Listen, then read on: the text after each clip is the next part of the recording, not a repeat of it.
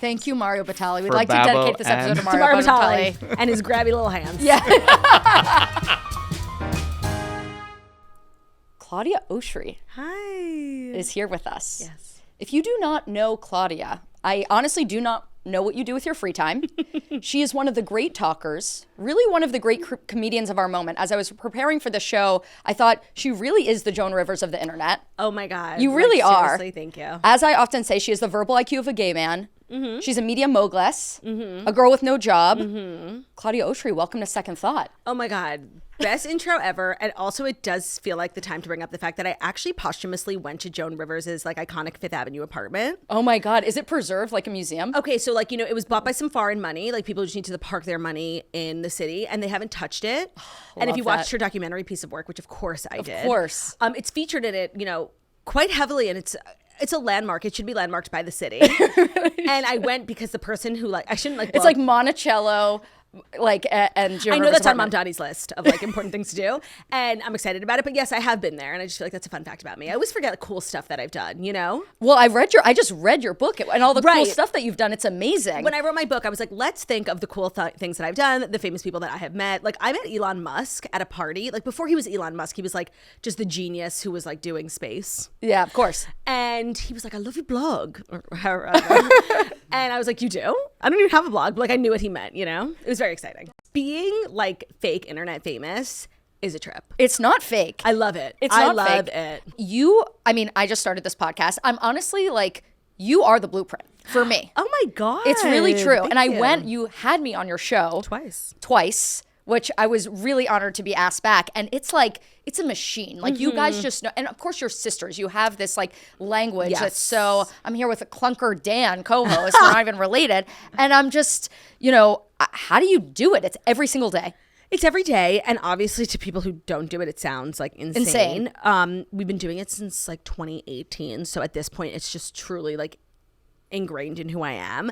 And I love being a daily show. I feel like it really sets us apart. The only other daily show is The Daily. Like, yeah, in it's terms true. of like popular podcasts, a lot of podcasts release twice, 3 times a week. We're the only daily pop culture show. And I feel like our intention in the beginning with the show was like, you know, The View, but not like Fabicina, and just like funny and like not about NATO, but about The Bachelor.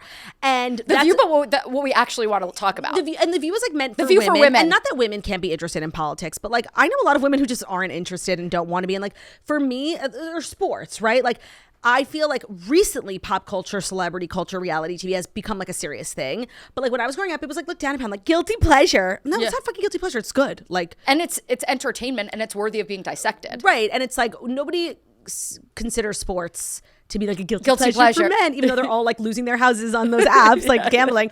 But it's like girls watching Love Island, guilty pleasure. I hate that shit. No, it's just a pleasure. Right. It's just a pleasure. It's a pleasure. Oh my God. That's so true. And did you you had the morning breath initially at AOL and then you transitioned, you started the morning or toast. The toast. And did you think it would be this popular? Like, you must have. No, I really didn't. What's so funny is we like largely identify as a podcast now. Obviously, like this, we film it and it's available, you know, on Spotify. Everywhere you get podcasts. Yeah, correct. Switcher. What is the word? Stitcher. You can watch it anywhere. But we were just like really inspired. It was very much like an iCarly like type of web show. We wanted to be like web show hosts. And I remember when we first started, we didn't have a lot of listeners, but people were like, you know, I listened to some podcasts. Podcasts were very new. Yes. They were like, do you think you could rip the audio from this and just like upload it as a podcast? And we literally just like Googled it. We were doing it through SoundCloud, like so janky. And it's our like largest platform now. More people listen than watch. We ran a symposium. You were a symposium participant at the end of 2025 about what we learned this year. Can I read it back to you? Yeah, you can. 2025 was a big year. It was a big year for you. Okay, you wrote that this year I learned that becoming a mom will solve all your problems. The joy of motherhood eclipses everything else. I now shrug at the things that once haunted me. Oh, the internet thinks I'm annoying? Cool, I probably am. Family's the center of gravity. The nonsense of the world has faded. It no longer has any power over me. I can be serious. Yeah, I can. Do you stand by this? Oh, absolutely. Not that like if you have a lot of problems, you should just like have a kid as an attempt to fix them. Yeah. It was just sort of a nice side effect of becoming a mom. And yeah, like I think as a chronically online person and somebody whose like job is to be well liked, and you go through phases where people hate you and people like you, it can be very like emotionally challenging. Right. And there were many years where like I didn't have a lot of inner peace, like, and I was just always worried about this and that, and like when's the other shoe gonna drop? Yeah, like, and totally. just like, is the show growing? Am I irrelevant? And like I don't care. I just like I don't anymore. Like I make a living and that's amazing. And I have such a flexible job. I can, you know, record my podcast in the morning and I can spend as much time as I want being a businesswoman and as much time as I want as being a mom. And it's just the best. Like I'm good. Has being a mom made you funnier? I mean, I think so. I think so. I think so too. Yeah.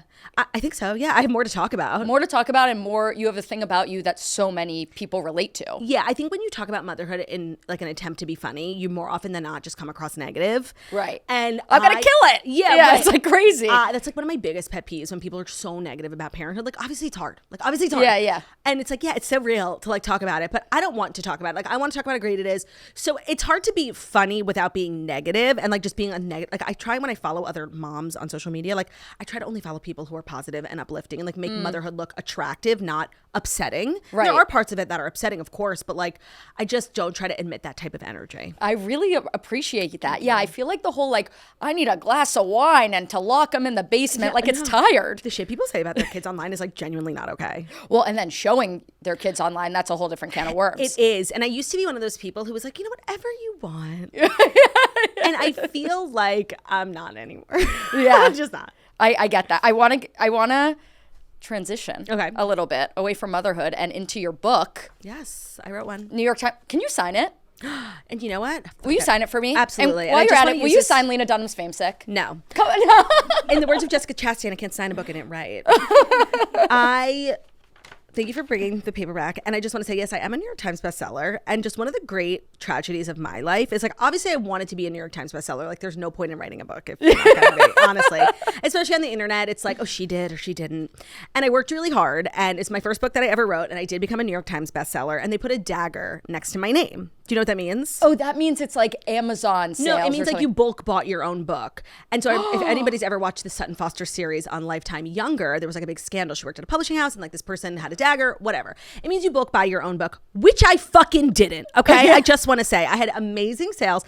And when my publisher called me to tell me that I got on the New York Times and she was like, and there's a dagger. I said, excuse me? Like I worked so hard for every single sale. And we like asked the Times why. Like I was demanding a retraction and they don't respond and they just told me to go fuck myself. So yeah, I have a dagger. I mean, the Times bestseller list obviously is a huge accomplishment, but it can be gamed and it's like a crazy thing. It's not based on merit, which is just inherently backwards for like a chart. Right. Like the USA Today one is in order of who sold. If you sold one book, you're here. If you sold two books, you're here. Were you on that one? Yeah, of course. And a much higher place than I was on the New York Times because the New York Times is editorialized. Right. And I don't think they love putting like influencers on it, you know? But it's really an amazing book. Thank you. And thank you for signing. Oh my God, I loved it. And two of the through lines that I picked up on, one was your relationship with your sisters. Everything. And like the culture the four of you guys cultivated, which I can relate to. You guys are very Weiss coded, but also I would say Kardashian. Thank you. I think there's no bigger compliment. We've been like on the Kardashians, not on the show. We've been like on to them. We're like day one fans when they were on E! And I think we really connected with them. Like we were upset. We still are, but we were obsessed with them. And everybody goes through different phases because it's not like set in stone. Like she's the Kim. Everybody's evolving, and the girls are evolving too. The Kardashians, you know. It's like Sex and the City. Like all of them are in all of us. Okay, I'm glad you brought up Sex and the City because I actually have a huge part in my book about it because I feel like growing up, you know, nobody wanted to be the Miranda, right? Like of course. She had short hair and like ugly clothes, and like they just made her life look like less attractive than the others. She was schlumpy. She was always. And I feel like when you grow up and you realize, like, I remember me and my friends, we would be like, shot not Miranda. Nobody wanted to be Miranda. And then you grow up and you rewatch the show and it's like, actually, no, thank you. I would like to be Miranda. She owned her apartment by herself. She had a fucking job. Nobody else did. Right. And she was so real. I feel like actually my personality is most Miranda. She's very cynical. She's funny. She's a good friend. She's the only good friend. She's the only good friend. She's the only one who are so terrible to her. Lend Carrie money. And I think she has the best relationship. On relationship. the episode where Carrie's asking everyone for money. Like, brokey. I can't. I hate that episode. And she gets mad at Charlotte for not like giving her engagement ring from Tiffany from Trey. Carrie's the fucking worst. That happens a lot when you go back and watch old shows. Like the protagonist who you're supposed to relate and love is actually demonic. Yeah. Susan Meyer, Desperate Housewives. I never watched Desperate Housewives. Lena Dunham, Girls. You never watched? But Lena Dunham identifies as a shosh. Wait. Famously. You never watched Desperate Housewives? No. And you watched Pop Culture Podcast? No. We went over this like the other day. It's like, so I missed out on so much culture. It's actually an emergency. Well, You're an aficionado. I just want to let you know it's not too late. Yeah, Like, you can watch Desperate Housewives. I've watched it like 3 I think times. it's too late. No. I'm telling you. Just then don't go looking at Marsha Cross's Instagram because it's insane. Just don't. But other than that, Do you know it's like a perfect certain show. things where you're like, I'm not doing that. I didn't do Love Story. Yeah. I didn't do. There's a couple of things I just won't do. I don't do like Vanderpump. I'm not What? doing the Iran War. I just don't want to by the way, participate. I'm not doing the Iran War either. Like, there's a couple of things. I hear Did you do Love Story? I did do Love Story. The thing is when you'll come to learn as now a podcaster. Yeah. You kind of have to. Like, no one's going to come to you for pop culture if you like haven't engaged in any of the culture. And so I find myself watching things and like wanting to die, but I have to because we have the show and we have to talk about it on the show. And that's very much how I felt about Misery and Misery 1 and Misery 2, Carolyn and John Kennedy. One of the worst shows, which is so crazy because the first episode was amazing. And then it's like they got a new director or something because the whole rest of the show was a piece of shit, like actual garbage. I watched the pilot. I just thought the script was really like bad. Pilot. The pilot. The pilot. Yikes. And shout out to Constance Zimmer, who played the mother of Carolyn and her sister, and she did a really good job. She was amazing. Dana Gordon from Entourage. That's like my skill. Like, give me an actor, and I'll tell you like what their real name is, and then their character's name, like, and what they were in. I love that. Thanks. You have unbelievable recall, Which is crazy because you read in the cannot book that you remember have a a horrible single person's name. Yeah. Like, like gun to your head. Who is that? I know. Dan. Okay, you're good. Was You're that right? good. Yes, you were Okay, good. good. Okay, back to my question. Yes, sorry. I'm Barbara Walters. Okay, so one of the through lines was your sisters. Mm-hmm. Oh, and I was going to say that Kylie was on Kid Cudi's podcast recently, Yes. and he was like, "Who do you think is cool?" And she was like, "My family," which I really get So from chic, you too. So chic. Oh, thanks. The other through line that I picked up on was that you always sort of knew you wanted to be known. Yes. Or that you would be good at being famous. Yes. And that's where the internet, like when I didn't have like a traditional skill, like some people get famous as like an actor. And obviously I do have an amazing singing voice, but that was not going to be my path. And that's where the internet is so great for someone like me, just to be able to figure it out. And I was always told, like as a kid, I just had a lot of energy and I loved attention and I would just like sort of command rooms. They're like, oh, you're going to be famous. But they never said for what, you know? Yeah, right. And I'm still not entirely sure like what I'm famous for. But I just know I'm happy to be here. I think you're just famous for like keeping it real. Yeah, and for talking. Well, you're an entertainer, I think. Is that how you would call it? Yeah, I mean, like at different phases of my life, like I've done comedy, I've been an author. I would say I largely identify as a podcaster now. But ask me tomorrow. I don't know. It may be different. And mama, of course, mama. Mm-hmm. Can we talk about confidence? Oh, sure, yeah. Because you wrote in the book Okay, also. just the book was like a couple of years ago. Okay. Normalize changing your mind. But you wrote, I think this is extremely relatable and a lot of women will relate to it. And I want to know if it's still true for you. I am both the most and least confident person in the world. When I walk into a party, I feel like the most beautiful and the ugliest woman in the room. And I am both. Like the duality of woman, you know? It's so true. Yeah, I'm delusional in a lot of ways on like what I think about myself, and that goes both positive and negative. Like I know I'm a timeless beauty. Yeah, and I'm the ugliest classic bitch. American beauty. I'm a classic American beauty, and the ugliest bitch you'll ever meet in your whole fucking life.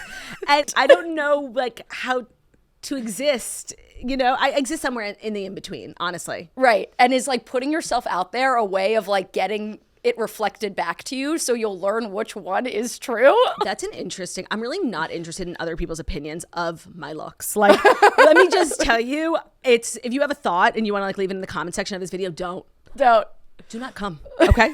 Do not come. That's Kamala Harris. Do not come. Like for real.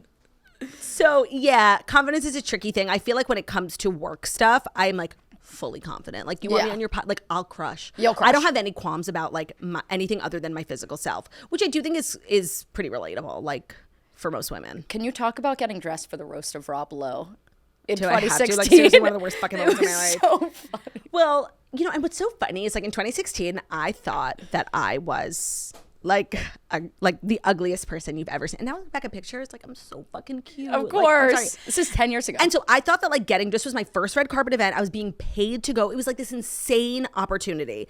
And it was with Comedy Central, and I was like trying really hard to break into like the traditional comedy space. So it was a really big deal for me. And unfortunately, like I had to wear clothes, which was just like not gonna work. Yeah. And I remember feeling like the idea of me finding something that was gonna fit and that was gonna work was just impossible. I was like seriously a size medium. Like I was like, there's no way I can find something. Like they don't have enough fabric for me. And go to Zara Fabrics. I literally I went to Zara. Like I went to Zara and I just bought like a big ass jacket, and it was like tinfoil color. And I like threw on these boots. Like it was turnt. And I still have the jacket, I just want to say, because I'm extremely frugal. It was just, and I just want to say, getting ready for events and red carpets, like it has not changed. It still feels like the biggest mountain to climb. When I went on tour and I was like filming comedy specials, I literally had a costume that was pajamas. Yeah. Because it just took one thing out of the equation for me. Right. It just made the whole idea feel more doable, feel more lighter, like feel more just doable. Yeah. And you feel comfortable. Oh my God. And not like, as you wrote about the outfit you wore to the roast of Rob Lowe, like a baked potato. A baked potato. And just like feeling comfortable is everything. And I'm married now. Like I don't have to wear heels, you know? Right. I just like, I don't participate in that type of culture. So that's why you should get married. You don't have to wear heels? That's why women should get married for like a couple of reasons. You don't have to carry your own bags in the airport. And so you don't have to wear heels anymore. A big one. Yours is nice and big. A big what? Husband. Oh, you need a big husband. Yeah. 100%. And I'm not like he's huge. He's huge, and he happens to be really tall. I'm not like a height Nazi. Yeah, like no. I'm 5'0". Like I could have, and it's actually rude of me to have married someone 6'1", because like someone who was 5'9" really deserved it. But whatever. Right. Nonetheless, I am not like a height person, but I do feel like you need a big husband. Like it could be height or wide. Fat. Yeah, I love a chubby man. Tall or wide. Yeah, I'm not particular about where the size comes from.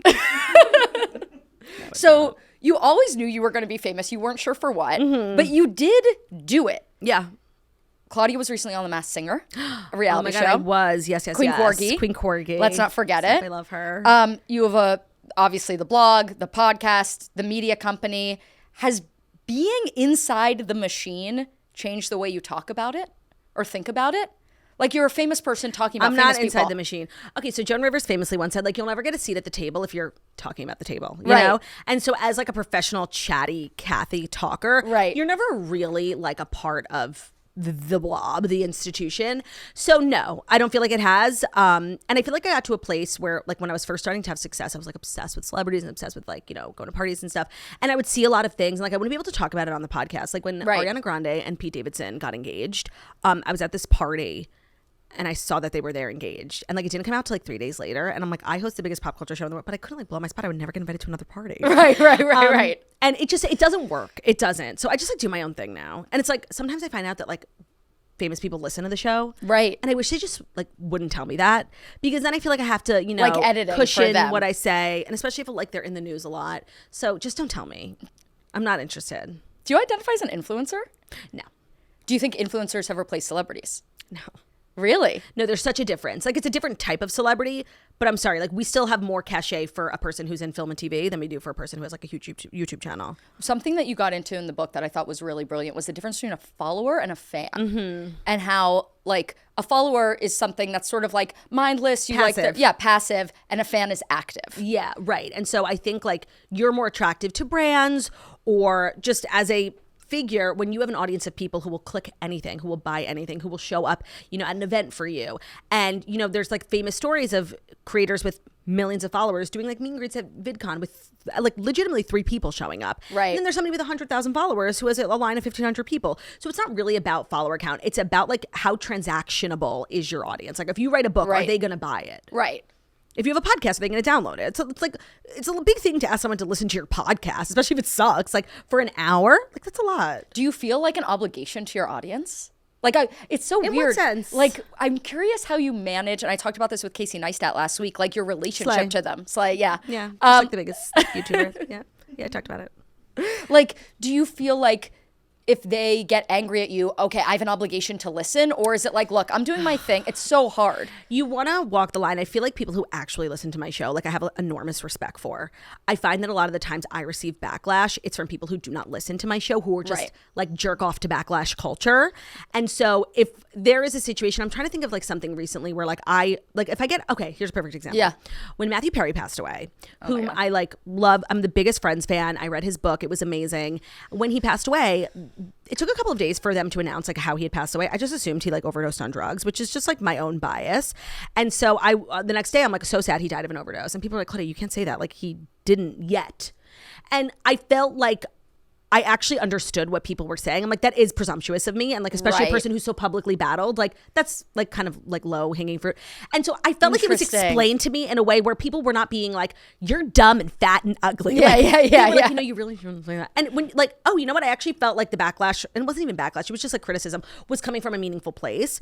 When I feel like I can discern when people are upset with me and it's just manufactured backlash. Right. And that's so real. And I try not to like respond. Every time somebody doesn't like something that I say, like I pretty much don't respond. We were talking about this today on the podcast with Reese Witherspoon. She made like this statement video last about week. like girls need to learn about AI. Because like they're more likely to have their jobs taken. Like there's like a 30% more chance like the jobs that women hold are going to be overtaken by AI. And she was just encouraging women to like not be passerbyers, like learn about AI, like evolve with the times. You're being paid by big AI. Like it was so lame. And she responded. She was like, of course I care about the environment. And of course I care about local communities. And it's like, of course, like everyone does. Yeah. So I just hate when people always respond. It's just, you're giving more power to the people who are fake angry about it. Right. So I usually like don't respond. When you do a show every day, like the backlash never lasts that long because you got another show the next day. It's so true. So you just come and go. It's like, you know, at this point, but let me tell you, the girl that wrote that book, oh my God, I used to quiver. I was like, oh my God, what are they saying? Scared of being canceled. Oh, petrified. Yeah. Well, a lot of the book is about cancellation. I was canceled when I was 17. Oh, you're kidding. Yeah. It was crazy. And, you know. I just want to say, as Lena Dunham once said, most interesting women are. What is that tweet in the end of the first episode? She's like, all interesting women do. Yeah, that's literally true. Well, I found it so freeing. And I mean, like Taylor Frankie Paul. Well, like it's all out there now. I think she feels pretty free. Yeah, like there's nothing in like the closet. I mean, Right. mine was like sort of a different situation because it was something that I like wanted to put out there. It wasn't like a weird video that came out. Like something old. It wasn't something old, but it was this sense of like, I am being wildly mischaracterized and misunderstood. This is never going to end. I am like a laughing stock. Yeah. Like it's a social death, right? Especially for a young girl. Like, yeah, you're Oh my 17 God, is so young. I was like 22, which is also really young. It's earth-shattering. It's earth-shattering. It's actually earth-shattering. the And craziest when I've sort of become like a buoy for people. Like whenever someone gets canceled, I know I'm going to get a phone call. And I almost always do. And I think my perspective now is like, I'm so distant from it and I'm 100% healed. But it takes like 5 years. Oh, yeah. Like I just was having dinner with someone who was canceled like 4 years ago. And let me tell you, she's still not okay. No, it takes a while to get out of it. And I loved in the book, you were so honest about it. You were like, I sat on the couch and screamed. Screamed my head off because like, first of all, there's so many elements of being canceled that are awful. There's a lot of embarrassment. Like it's like so embarrassing. Like you got canceled. Like it's humiliating. Two, it feels so widespread. Like I was so worried about leaving my apartment because like what if the doorman saw it? You know, like you just don't realize how big these things get. The internet is so accessible to so many people. And then it's like, of course, all these people who never even heard of you have only heard the worst thing about you. But then it's also the people you know being like, oh, like I don't want to really be with her. Yeah. It's just awful. It's really awful. I actually would wish it upon my worst enemy. Like that's how bad it is. Yeah. That bitch deserves it. Yeah, and she's gotten it. Oh, she has? Many times over. And I want it to happen again. You wrote that after the cancellation that I loved this part of the book. You were about to get on stage and then you wrote you were praying to God and you wrote I pray a lot, I just want to say. Part of me thought that the 2018 cancellation had happened because God was punishing me for not being grateful for what I have. Is that why cancellations happen? Like, is that where babies come from? Like, I have no idea. I'm always like chatting with the Lord. Yeah. I feel very connected to Hashem. And I find like, I don't know why, I always feel like if I'm not talking enough to him, like then I get punished. Like I know it sounds really bad. It sounds like I have a bad relationship, but I don't actually. Like, and I feel like I'm always stopping to like take moments of gratitude. And so, yeah, when I had to do stand up after being canceled, something like a lot of people make returns after being canceled, but not in person. They return to like their Instagram. Right. No, like I had to return like to people's faces, and it was just, I can't believe I did it. Now I would never. Oh my God. But like this 22-year-old girl, I'm like proud of myself. Comedy show. It's like right. on top of the terror of doing live comedy. Like the irony of like of the whole situation. Do I acknowledge it? I don't even remember so much of that time because it is a form of trauma. Like I have forgotten a lot of it, and sometimes I'll get like a time hop of like a screenshot I took that day. I'm like, oh God, why don't I just kill myself now? Like it's harrowing. It's like the thing you like get drunk and cry about. But do you think God was punishing you for wanting to like be well liked? Or No, I don't really know what I meant by that, if I'm being completely honest. And I did write my own book. I just think that's important to note. I think I was just really looking for a reason. It felt so fucking unfair. Yeah. I'm such a good person. And the internet will berate you into thinking you are a bad person. And I remember one day, like a couple of years after being canceled, I was like, wait, what the fuck? I'm so great. Yeah. I am caring. I am charitable. I am loving. Like, I remember I like self-actualized. I'm like, what the fuck are these people talking about? Like, I let people tell me who I was for a while. And until I sort of took my power back and realized like, no, you bitches are like that, not me. Yeah. That's when I really started to like fully heal. Right. And sometimes you'll read like, you are an evil pig. And you're like, but I'm not. I'm not the bad person in this interaction, actually. But it takes years to get to that place. It really does. Speaking of religious, you wrote the 10 commandments are so ingrained in me. Do you have a favorite commandment of the 10?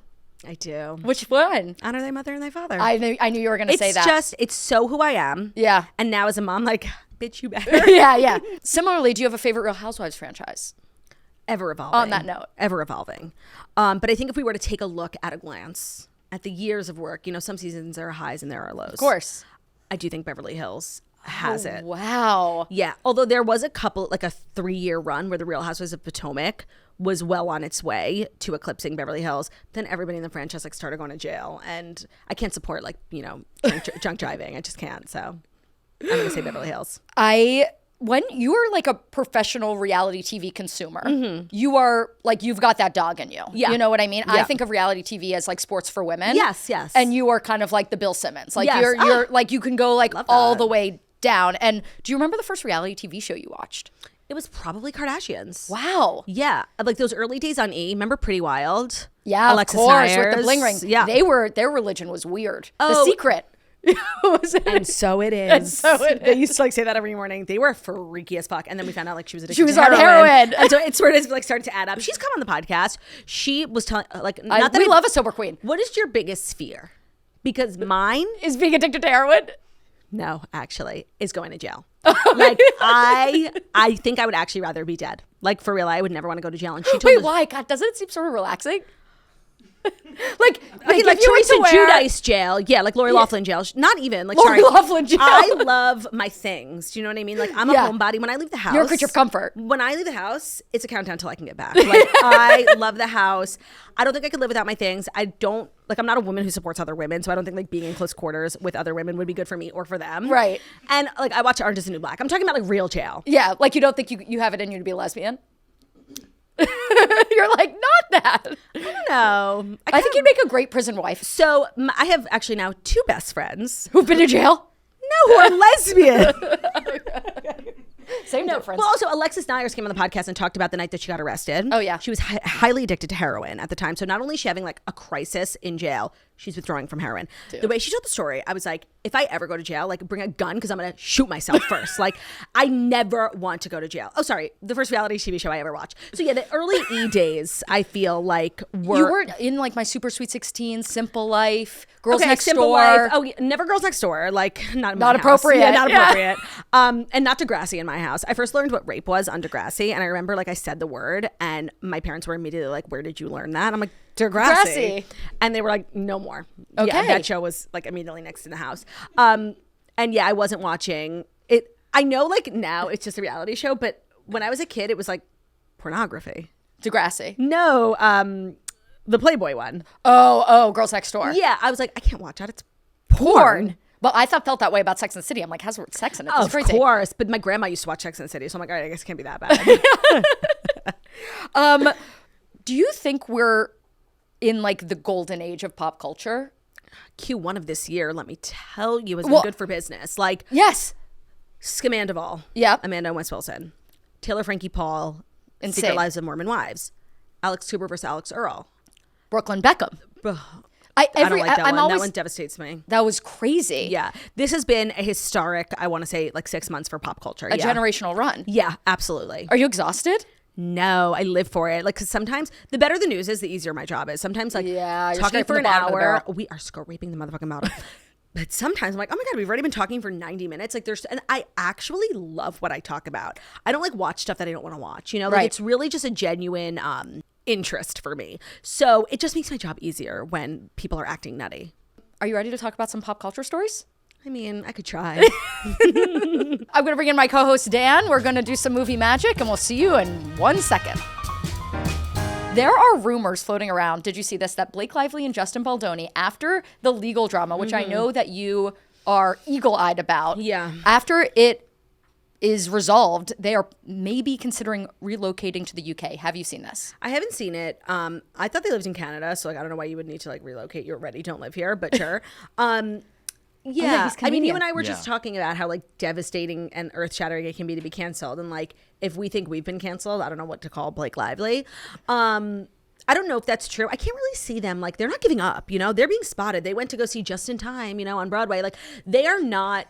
They also backing love down. being famous. They're They not going to like do do. an Ellen, Yeah, and I move to the actually- Cotswolds, a reverse Megxit. Yeah, I don't think so.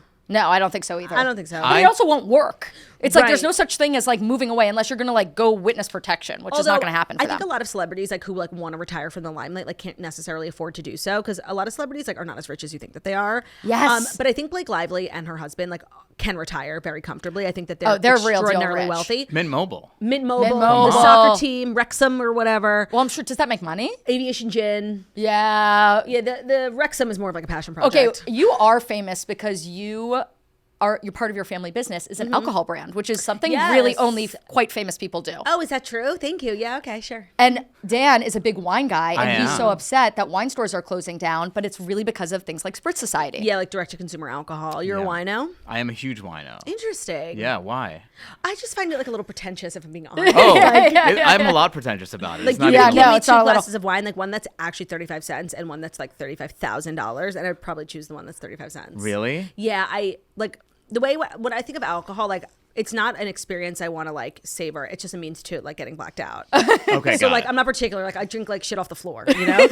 Prison hooch. Yeah, when you right, go to prison literally. and you're a prison rice, Moonshine, you'll yeah. do every prison hooch cocktails. So I just can't relate to people. That's why like when I was pregnant, some women were like, "Are you having that glass of wine?" Well, am I getting blackout? Like no, there's no reason for me to drink other than to like be wasted. Something that's really fun is to go with Dan to a fancy restaurant and ask the sommelier for the mommy juice menu. He really loves that. It's I really do. fun. So you Bring always me the ask for the wine list. sommelier. I like to have a tete-a-tete with the sommelier. Do you ever, you know, they have like sommeliers in like Delta Sky lounges. Yeah.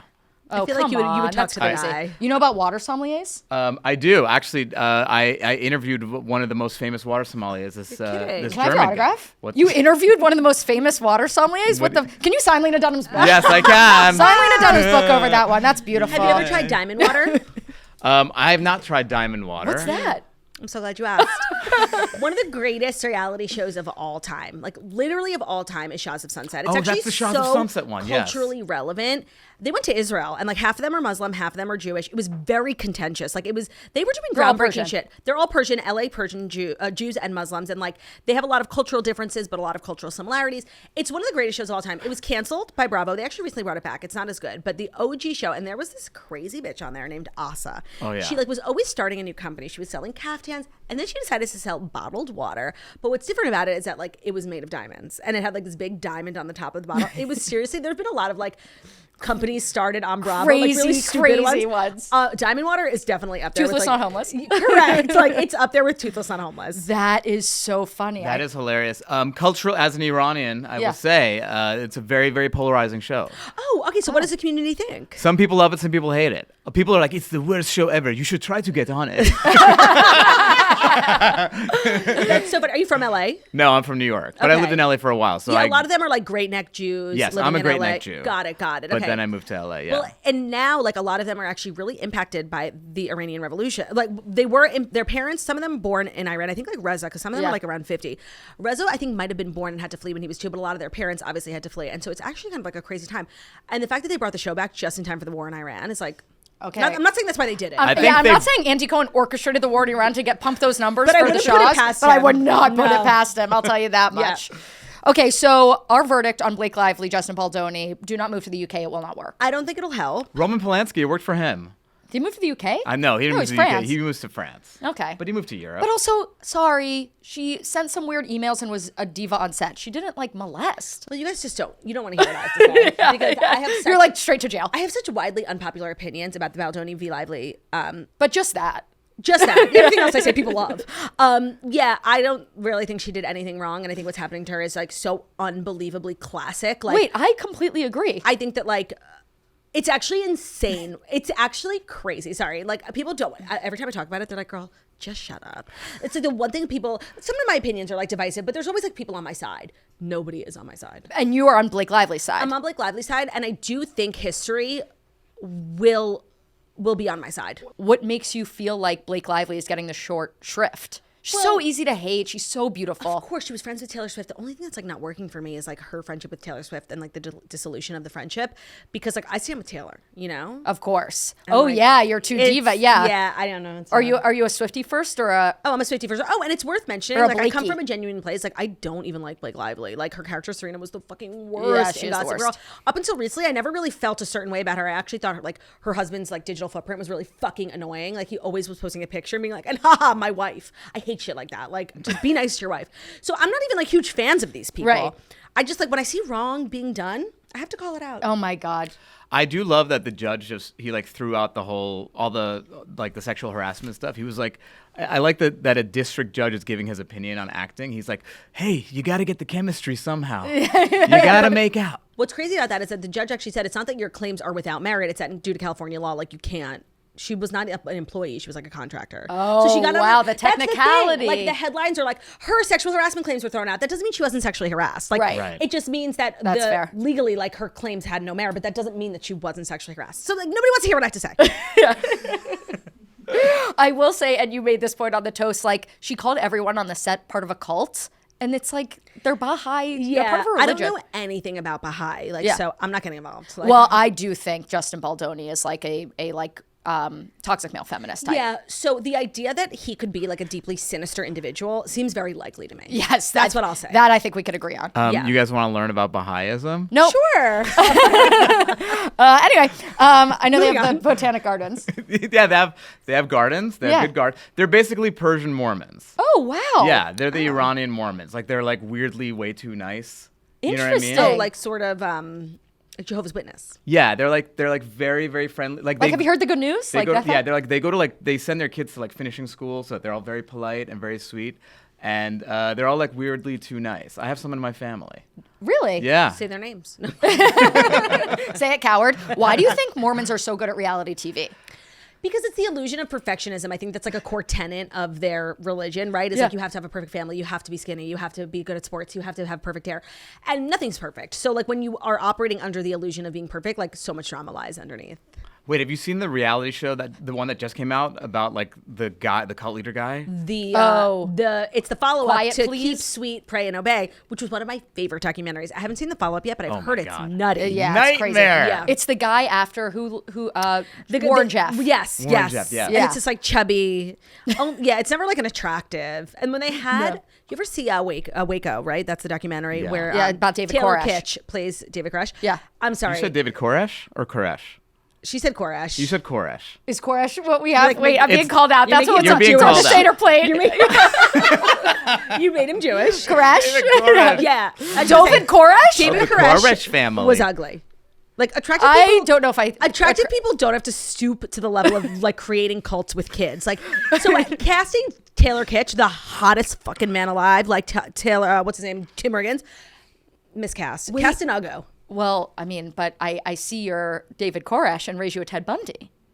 I didn't say serial killer. I said cult leader. Yeah, fine. very different. Fair enough. Very Fair different. enough. Okay, this story is like really one of the greatest Amazing. pieces. Wagovi? The Wagovi story. I'm so fucking obsessed. Okay, I have to tee up the audience because The Cut published an essay called Losing My Friend Over Wagovi. And in it, the author described how her friend, who she was really close with, hid her Wegovy use from her, knowing it would trigger her because of the author's history with eating disorders. The writer discovered it in the fridge. and she broke up with the friend. She wrote, I miss her. And then wrote an article about it. And then wrote an article about it with her name. I miss her, but of all of my breakups, this has been the least painful, not because our love was platonic, but because it was an act of self-protection. Can you cut off your friends for using a weight loss drug? I just think the mental health crisis in this country has reached new peaks. Like, Wild. this is so nutty. And I'm sort of like a modern scholar on semaglutide and weight loss medications. I've tried them all. I love them. I think they're the most like magical, amazing things. They really like, are. I feel bad for like people who are dead and never got to experience what it's like. Like, they were fat their whole lives and they didn't know, like, if they just stayed alive for like They 2 never more saw years. Desperate Housewives. years. And they never got to shoot up Wegovy. Like, I think they're so amazing. So I am always on the defensive because I feel like people are always trying to make them look bad. And I say drugs. this all the time, but like, the eating disorder bitches are pissing me off because they're always like, you need to decenter yourself from this conversation. Jackie Goldschneider of Real Housewives of New Jersey fame is always giving like quotes and think pieces. And it's like, you have spoken about your 30-year-long battle with anorexia. This is not for you. And a doctor who prescribes it to you should go to jail. Like, we don't need your opinion on this. It pisses me off so fucking much. And it's like, what? Okay, so because you have an eating disorder, we should get rid of this thing that's like helping a million people. And then people love to like talk about, oh, well, like celebrities are abusing it. Well, celebrities also like snort Adderall. You know? honey. So like, let's get rid It's of not Adderall. the only thing they're abusing. Yeah, it's just absurd. Oh my God, and this girl sounds crazy. Like, How the is girl she who wrote getting the published article. in New York Magazine? I mean, it's wild. Oh, Like, well, what is- I need to know who the editor is. Yeah, well, I feel like they always find these people. It reminds me so much of like P.T. Barnum when he was looking for like freaks Oh, for like, his circus. you think the cut is the real, is the spiritual heir to the carnival. And like, you know, these like human interest stories at like People Magazine, like, where Yeah. do they find them? I think they put call outs for like freaks. Right, and it's like conjoined twins and stuff. Correct. And like the bearded lady, of course. Yeah. You know what the craziest part of the article is? She's like trying to create like tension, and she's like, I opened the fridge and I saw the Wegovy there. And my initial thought was, maybe it's for the dog. What? Mentally ill. Are people giving Wegovy to their dogs? That's Is funny. that your first Such a waste. thought? It's really expensive. You're wrong. The best part of the article is when she describes quitting a job because the entire staff did Whole30, and when her birthday rolled around, the manager opted for a communal snack of Halo Top ice cream and berries instead of Magnolia cupcakes, and she giving- quit. What's this giving? I'm gonna give them to test your pop culture knowledge. What is this giving? Anybody in the room know what I'm gonna say? What? Demi Lovato at that frozen yogurt place. Do you guys know what I'm talking about? When they were like serving diet ice cream, she's like, and I thought I was getting frozen yogurt. And she's like, literally puts the big chill. She puts this like local business on blast because they, because they it was had like a fat-free. sugar-free Yeah. for like people with diabetes. And she's like, and I felt triggered. I have like loved the renaissance of Demetria Lovato because she went from being like an actually like genuinely mentally ill individual to being like a healed, beautiful married woman who like seems so happy and successful. She's on tour. Like, Wait, does it remember when they asked her favorite dish? of course, she said probably a mug. mug. She's such a queen. Like, I just love her. I love people who are capable of like growth and change, you know? She's really done and she was a drug addict. Non-binary. Non-binary. No, she really like she's been to jail? She like had to, she's been dead. She was dead. She actually was. Like, that's so crazy.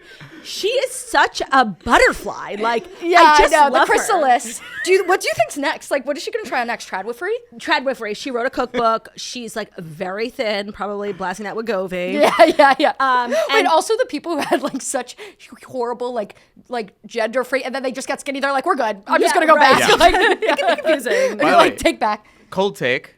I don't think that Wegovy should be turned into a pill. Oh, honey, I think you I'm should. on it. You should It's the have. little, but you it's the sh- little pill with a big story to tell. is that the commercial? With a big story to tell. I think watch a lot of if TV. you're cheating, you have to suffer a little bit. Okay, I agree, and I've also heard that it just doesn't work. Like the pill, it's just Really? it's such a. If, Wait, like, I mean, if I'm was on it. that Why easy- am I asking? You're on it? Oh my God, tell me everything. But you're so skinny. Like, Well, you're 'cause the abusing it. pill. She's abusing it. I'm abusing it. She's who Jackie Goldschneider's talking about. I really am. I'm not here to trigger You're on Jackie the pill Goldschneider. or the The inject? pill. Does it work? Well, I really just started taking it. I don't take it every day.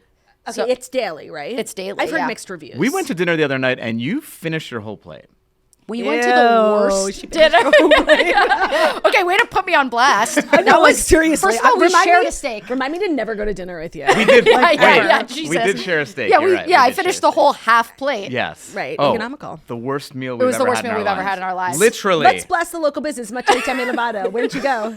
We went to the Big Chill. No, They're going out of business anyway. no, we're so not saying. I don't care. Bro, Donna absolutely Hughes. not. D-O-N, a Hughes. Here's the thing, though. They're going out of business anyway. It's on us because you're only supposed to go there for martinis. And we Yeah. were like, pork chops, please. Big Like, it was mistake. crazy. It was horrible. But it was a good vibe. Did you eat a pork chop? No. Okay. Were you going to pork chop shame? Yeah. Really? Yeah. For kosher reasons or for... Yeah, or my for- dad sent her. Yeah, no, I had Shabbat dinner with Barry, Suzy, and their family. Like, We're not doing pork chops. We're not, and Yeah. we're definitely not talking on air about it. Okay, so would you? I mean, I feel like if anyone is able to cut a friend off for Wegovy use, it should be you because like you only get joy in life from eating. have you ever been fat? I have many friends who take Growing up. Wegovy. Wait, what are you talking about? That's not true. I was chubby. Yeah, I was chubby. But I have friends who are on it, and it's fine. They just eat less and drink less. And are less fun. So, look, not as like when you have a sober friend, that's when it gets really unfun. Yeah, But- cut them out. Yeah. Yeah, I just want to say that's like something you can't say on TikTok. that you shouldn't be friends with sober people. that they're just not fun. No, I'm not saying you shouldn't be friends with them, but I just don't want to hang out with them. I was sober for 9 months during my pregnancy. And I can tell you it was extraordinarily unfun. Yeah, I bet. Yeah. It does Yeah. not. I feel really bad. I do dry January, and I'm the least fun person in January. I feel like just because you talk about it so much. I do. Yeah, 3 right. times a It's day. also just inconvenient. Like I feel bad for people whose birthdays are in January and they like throw a party every year and half the party doesn't drink. Yeah, that You know? What was the hardest part of not drinking? Is it pairing with food or socializing and getting blackout drunk? it is not pairing with It's certainly food. not pairing with food. It's the socializing. I just didn't go anywhere. Like I was just completely uninterested in going to like a party where everyone's drinking. Like, sorry, I'm not that evolved. Like I can't be fun without alcohol. I can't at a party, like at a bar, you know? I agree. Tell us about your alcohol. Now would be a great time. Oh yeah. What is it? What alcohol we do should canned be- wine, Spritz Society. So it's like flavored canned wine. We do lots of really fun collabs. So like we have a pickle spritz, which is in collaboration Ooh. with Clausen Pickles. We have a Bloody Mary spritz, which is in collaboration with V8. Oh my God. We have a Wow. lemon iced tea, which is like our best selling collaboration with Craig Conover of Southern Charm fame. Oh my God. Yeah. Okay, speaking of hanging out in real life, I am hearing through the grapevine that the mall might be coming back. I heard malls are back too. Which would be unbelievable. You both grew up in Long Island, but you moved to the city. But you were there for the long haul. Did Roosevelt Field. I had my formative years there. you say more? Oh my God, I shoplifted there. What'd you shoplift? What'd you take? Yeah. Just a pretzel. Get him.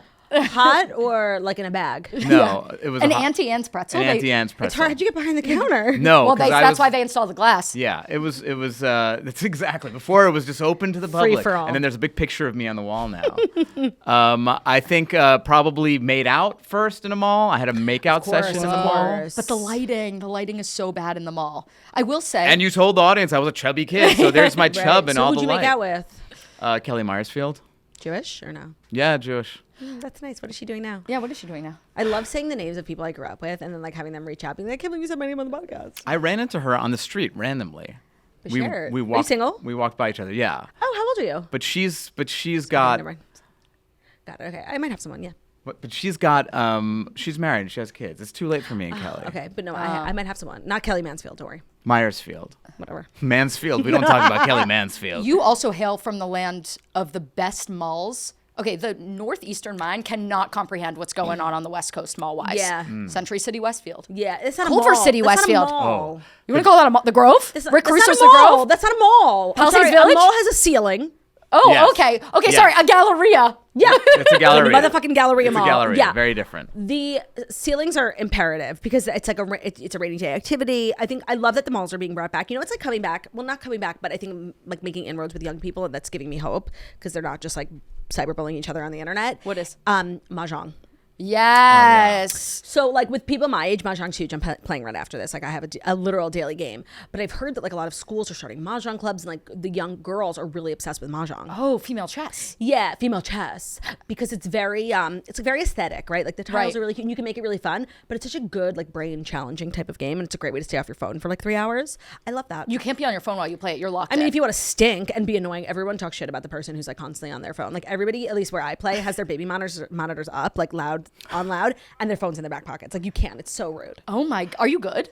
It depends on the day. Like, some days I'm a killer, and some days they're like, "Oh, are you just learning?" I'm like, no, I've been playing since high school. Do you play mahjong? I don't, but backgammon is. Yeah, I was gonna say, is stretch also- match. It's very That's my Persian. thing. That's Yeah. having like a really big renaissance. Like, there's all these meetups, and you go there, and like people are good looking, and you're like, wow. Oh, wow. Nice place to meet someone. Yeah, I'm good-looking really not a people. board game girl. Oh, man, that's so my sister. Like, okay, so you're not fun. Which sister? Jackie, and she hates games. Like, she's... I hate games. I'm like, every time we're at the dinner table, I'm like, should we play a game? And she's like, no. I'm like, oh, okay.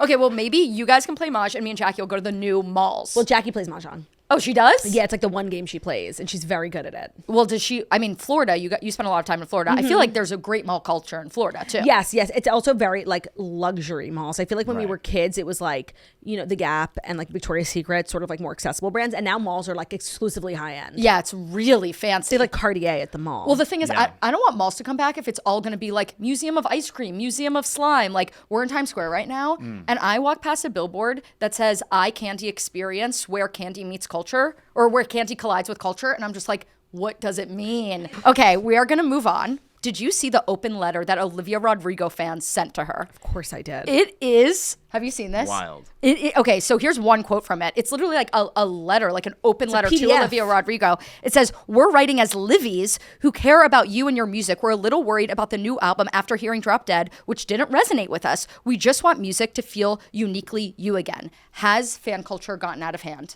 Well, long before this, yes. Yeah. You know, Taylor Swift famously got an open letter from her fans as well when she started dating Maddie Healy. And then she wrote a song, "But Daddy, I Love Him," about it, and she just shut those bitches down. I think that the Venn diagram of people who participate in toxic stan culture and people with mental illnesses is just like one circle. It's a circle, yeah. And this is no surprise, but like, it's like, I'm very, and it's crazy because I add to my digital footprint like daily, but I'm so conscious of my digital footprint. Like, I would never want to put something out that's like going to embarrass me or my family. And like, there are people out here like doing shit like this. I have nothing to worry about, like, at all. Yeah, it's like, what if you were on a date? It was like, "Oh, what do you do for fun?" It's like, "Oh, I'm actually run head a of the Livy's Livies Stan account. I think that it's because people have too much access to celebrities. Yeah. And they can just get a hold of them, they can DM them, and a lot of times they'll respond. And we need to go back to like Frank Sinatra times. Like, you just saw these people, you had no idea what their private lives are like. Yeah. And like, because this is what happens. Well, you know, Selena was killed by her number one fan. Like, fans are crazy. John Lennon. Correct. Correct. I fear that we're hurtling towards another one of those, because there was this crazy article in Vanity Fair about how like the heated rivalry stands were like attacking They're really mean to the other one. Hudson Williams. Yeah. He really is the other one though. Yeah, I know. Like, I know Connor's story, and I forgot the other guy's name. I know. There are so many. Did you see his Peloton commercial? I No. only saw people making fun of it. I didn't think it was that like weird, but I guess it was. Like, people are so fucking mean. People are crazy. And but it was weird. The Summer I Turned Pretty. I mean, all of the Bravo stuff, which we didn't have time to get into, but like the Summer House people, they're like stalking them. Yeah. No, like the death threats. Yeah. People really need to get jobs. Like, this would never happen to somebody who's employed. Okay, just to round it out, I'm a Barb. You are? Yeah, but that's like really my only fandom that I and a Participate. Tanimal. Honestly, I'm a Tanimal. Tanamojo, Tanamojo, I'm please come on this podcast. cracking up. I don't know what the Did you go to fandom of David TanaCon? Blaine is called, but I am the head of the fan club. a Did you Blaine go to hat. TanaCon? No, but I've like, of course, all the videos like A historic event. TanaCon with the friends we made along the way. Yeah, right. What else? Or what other fandoms are you a part of besides being a Swiftie? Yeah, I'm a big Swiftie. I'm, of course, a toaster. Of course, I'm a toaster. Yes. That's a really good call. Like, what's Nicole Kidman's fan base called? Do you know? yeah. AMC, StubHub, ticket I'm a owners. Clarksonator. Kelly Clarkson. Yeah. I'm a chef's table guy. Cracking. Okay.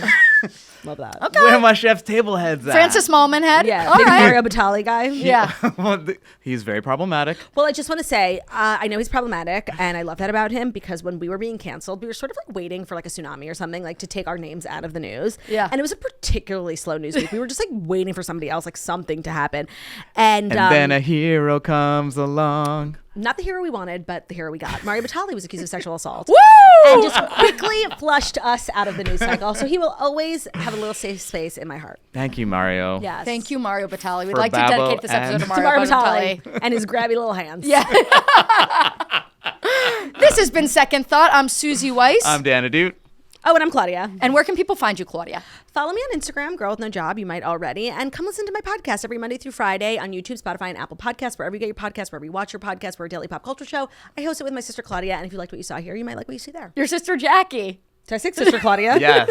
I'm Claudia. My sister's name is Jackie. Sorry, my bad. And that's how you Common do it. misconception. That's how you do it, ladies and gentlemen. Thanks for joining us. See you next week.